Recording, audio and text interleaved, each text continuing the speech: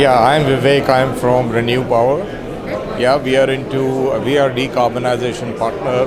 Company is based in India.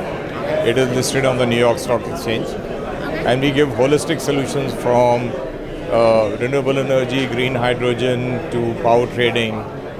Yeah. Okay, perfect. And what's your main reason to come to visit today? I really wanted to see what are the thought process on new areas of expertise or experience that people had Yeah. on dealing with EPC projects. And I lead international projects and I also lead the PMO.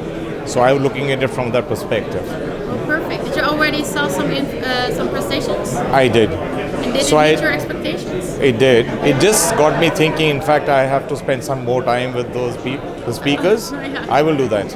Okay, yeah, you would like to have some time to discuss. Yeah, well, that would be nice. Okay. Yeah. And so the speakers were clear for you? I think the speakers did get us thinking in many ways. There's loads of experience in the room. Yeah. We all come with our own experience in the industry. Yeah. Great platform to exchange that experience. Yeah. Okay, perfect. So what do you think about the venue?